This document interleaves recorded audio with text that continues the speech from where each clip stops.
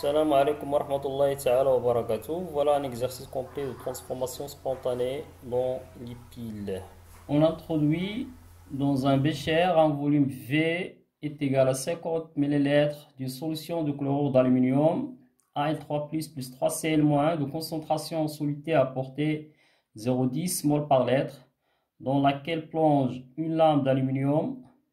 Dans un second bécher, on introduit un volume V est égal à 50 ml d'une solution du sulfate de cuivre CuD+ plus SO4- de concentration molaire en soluté apportée à 0,10 mol par litre.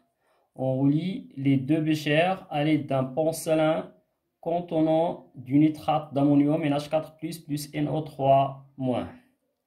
Premièrement, l'ampèremètre indique que le courant circule de la plaque du cuivre vers la plaque d'aluminium à l'extérieur de la pile. Titre A. Quel est le rôle du pont salin? Correction.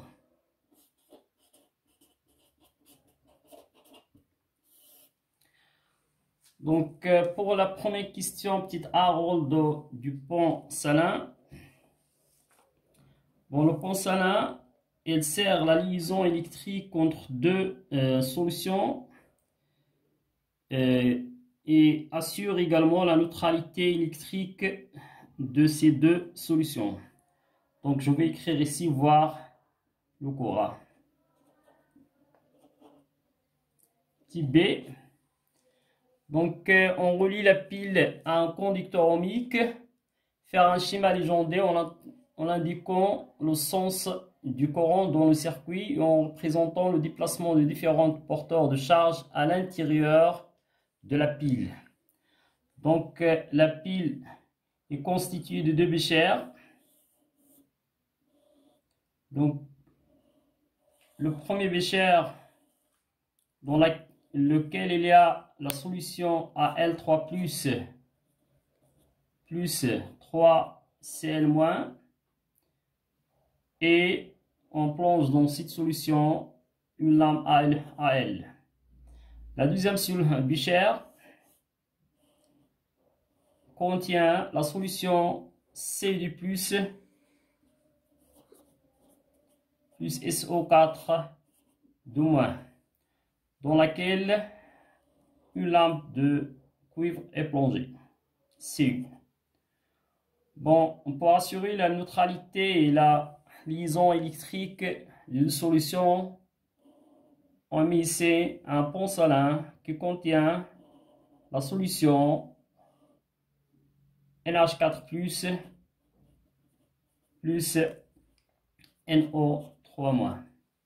Donc, on relie les deux lames par un conducteur ohmique de résistance R et un ampèremètre. Donc, selon les données, le courant électrique circule de la plaque de cuivre vers la plaque d'aluminium. Donc, voilà le sens du courant électrique. C'est-à-dire la plaque de cuivre constitue la borne positive de la pile et la lame AL constitue la borne négative de la pile. Bon, le sens de courant électrique, il est opposé au sens de déplacement des électrons. Donc, les électrons se déplacent de la lame d'aluminium vers la lame de cuivre. Donc, lorsque la lame de cuivre, ou bien l'électrode de cuivre est chargé négativement, il va attirer les ions positifs de la solution. C'est-à-dire, elle va attirer CuD+. Donc, voilà le déplacement de CuD+. Les ions positifs se déplacent vers l'électrode de cuivre. Donc, cette électrode de cuivre s'appelle le cathode parce qu'elle attire des cations. Et pour cette électrode, elle a perdu les électrons, donc elle va attirer les ions négatifs. Donc, ces ions négatifs on l'appelle des anions. C'est pour cela on l'appelle cette électrode anode.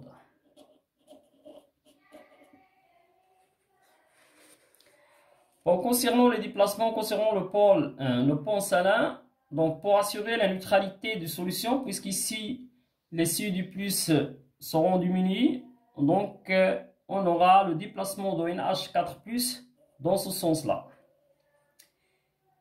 Et pour ici,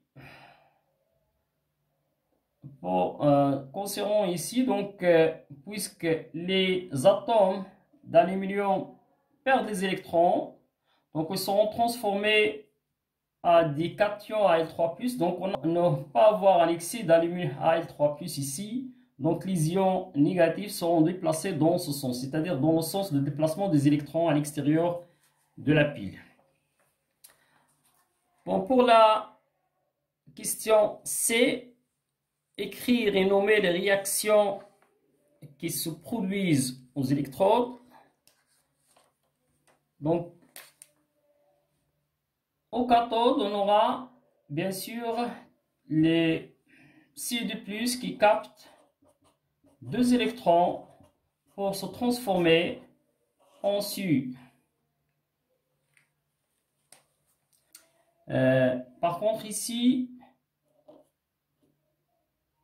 en anode, donc les atomes de Al perdent les électrons pour se transformer en Al3+ plus 3 électrons.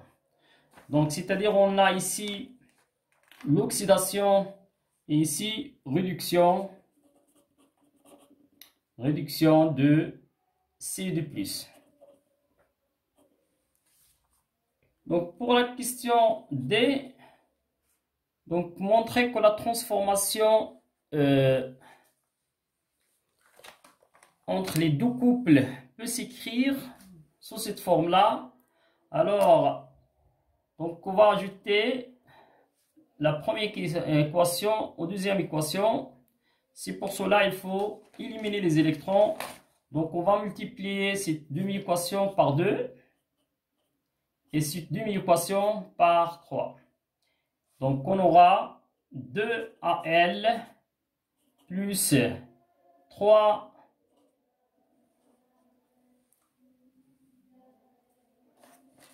Cu2+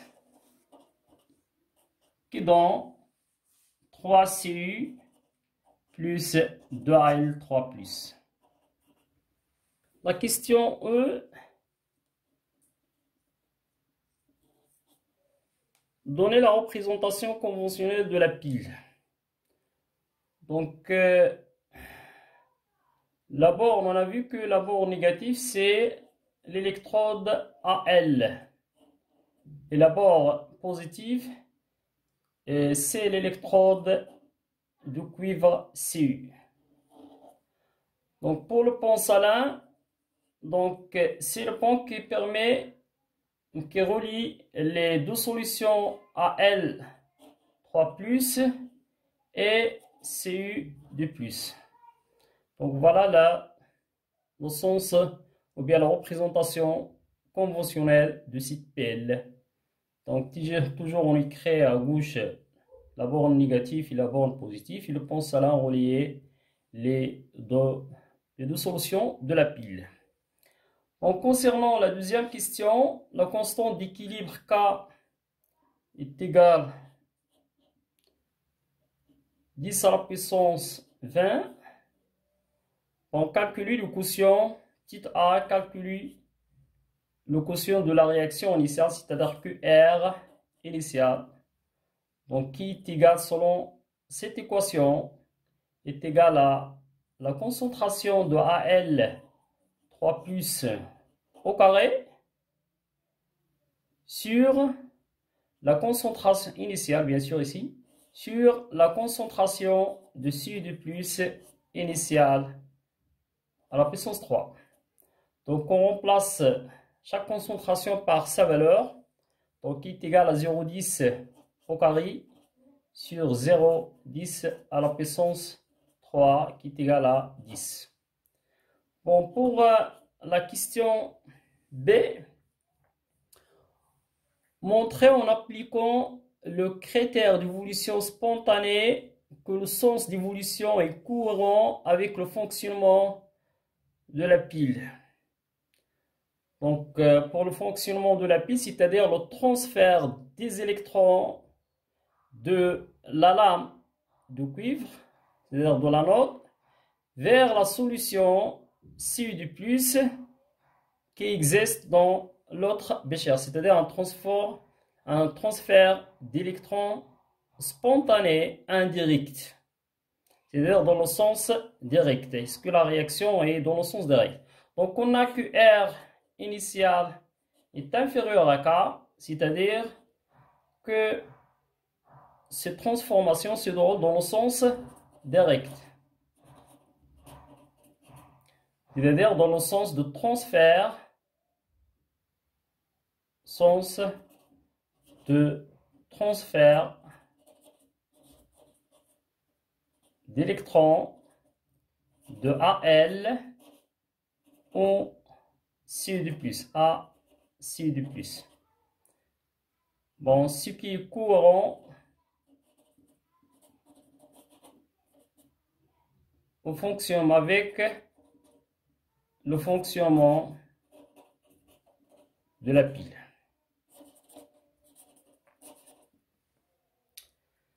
Bon, pour la troisième question, la pile fonctionne pendant 1h30 en débitant un courant d'intensité constante I est égal à 40 mA.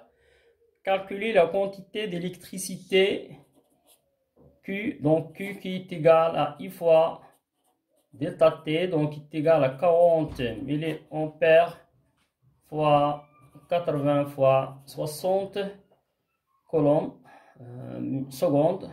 Bon, c'est-à-dire est égal à 216 coulombs. À vérifier. Petit b, donc il faut convertir 1000 ampères en ampères, c'est-à-dire 10 à la puissance moins 3. Donc petit b, calculer la quantité de matière N au moins et changer dans cette durée. Donc on sait que Q est égal à N, la quantité des électrons, fois F. Alors N des électrons est égal à Q sur F. Bon, est égal à 2,24 10 à la puissance moins 3 mol. Bon, application numérique à vérifier. Donc, petit c, dresser le tableau d'avancement de cette réaction puis calculer l'avancement X. Donc, ici, on va écrire l'équation chimique. Donc, on a 3 Cu de plus 2 AL dans 3 Cu plus 2 AL 3 plus.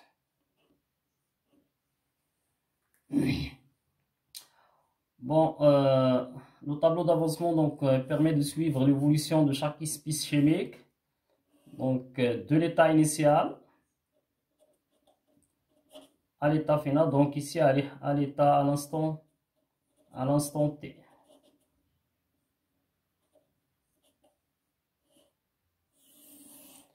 Donc à l'état initial, on a une initiale de C de plus, une initiale de AL et une initiale de Cu, une initiale de AL3 plus. À l'instant T, donc on a la réaction de 3x mol de Cu2+, donc elle reste N initiale Cu2+, moins 3x. Bon, ici il reste N initiale de AL moins 2x. Et ici on a la formation de N Cu plus 3x. Et ici on a N initiale de AL3 plus 2x. Donc pour trouver l'avancement X, il faut écrire X en fonction de N électrons échangés qu'on a déjà calculé à la question B.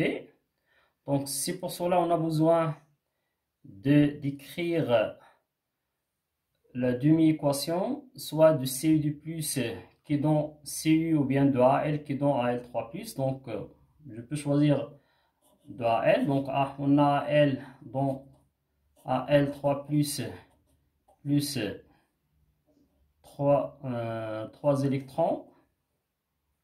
Bon, c'est-à-dire que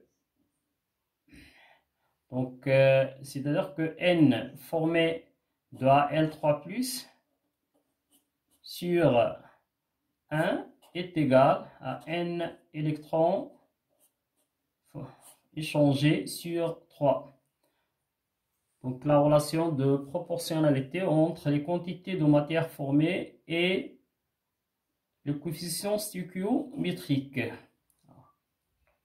Bon, on dit oui ici que N électrons échangés, la quantité de matière est égale à 3 N F de AL3+.